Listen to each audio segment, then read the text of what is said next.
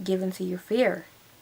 It's American Horror Story Cult time. Hello all, this is my second recap of American Horror Story Cult. This is episode number 2, Don't Be Afraid of the Dark, is the title of the episode that aired on Tuesday, September 12th, and I'm not too sure how I feel about it yet. I'm definitely all into the season, but it's not as scary or as creepy as I would kind of hope or want from American Horror Story. But let's talk about this episode. So this episode picks up where the first episode left off.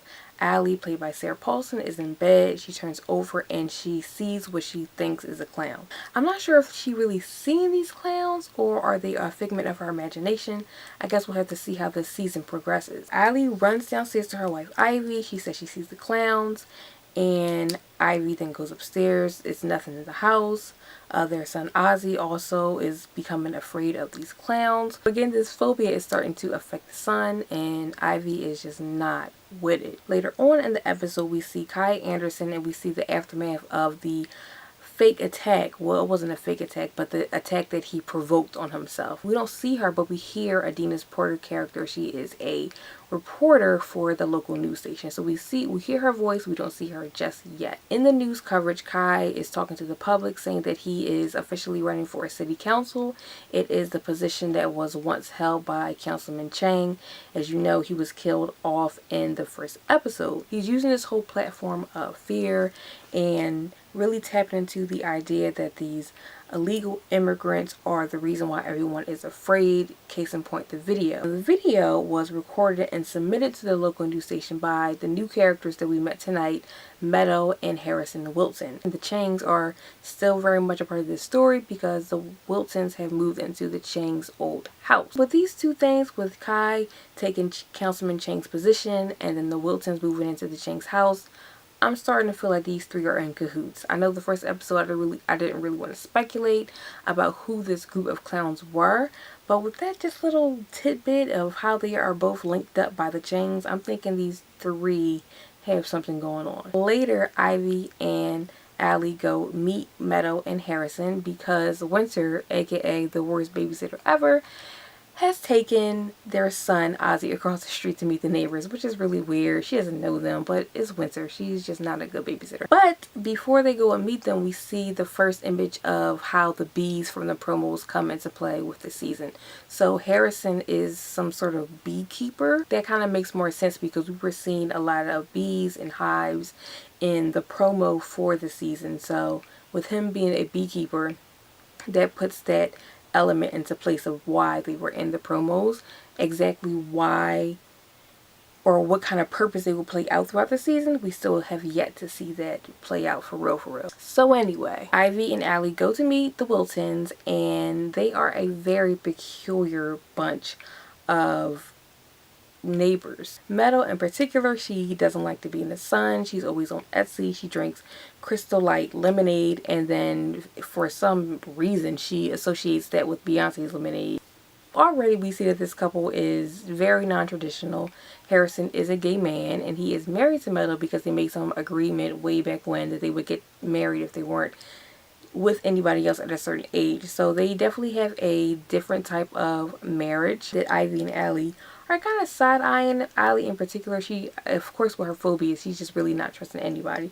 But having these little kooky neighbors across the street who willingly wanted to move into this house where this brutal murder occurred has her, flipping out. The pinky thing is coming back up again in this episode. I'm sure this is going to be a staple that we see throughout the season because we did see that in a clip for next week's episode. I believe it was Kai who was talking to Meadow and they was doing like the little pinky thing. But Winter goes to Ozzy and she, they link pinkies and she takes his fear. What exactly happens to this fear? Or does it kind of like transform into energy? I'm not too sure yet, but the pinky thing is definitely something we got to be on the lookout for. And can we talk about why is Winter still employed? I feel like the way Allie reacted to her in the first episode, I thought that she was fired, but apparently she's been hired full time. She picks up Ozzy from school. Like, she's like the full-on nanny. And then she is definitely working on her overtime, working on a raise, because she draws this elegant bath for Allie before they have this epic blackout. and she's massaging her, you know, trying to ease her fears. I believe she, you know, her a little bit, but then the lights went off and then the clowns are in the house, and you know, Winter really good work with that raise just yet, but I'm sure she will try again. Another important scene earlier on in the episode is a little beef between some of the workers at Allie and Ivy's restaurant. It is, I'm guessing he's like a head cook or like a head supervisor who was taken over the position when Ivy, or I think he said Allie, was leaving because of whatever reason, but he was taking over the position, and he had some type of beef with one of the, I'm assuming like a Mexican worker. So they having a little squabble. Clearly tensions are rising now that Trump is president, so you see that happening in the kitchen. And that is just a little squabble to note, because later on in the episode, the guy who is gets like the head supervisor ends up dead in the freezer, and then Allie ends up shooting the other guy completely by accident, because you know her phobias is just like taking over her life. Her anxiety is on another level. Allie being, you know, such on high alert, she sees these clowns in the house. She has a gun that the Wilsons gave her. They're nuts, obviously. And she ends up shooting him. She's going to the back door with her son to escape the house, to escape the clowns, and she shoots him in a moment of panic and fear. So again, Kai might be right about this fear. Everyone is just on high alert, and if you give in to the fear, maybe everyone won't be in such a panic. Those were the final moments of the episode.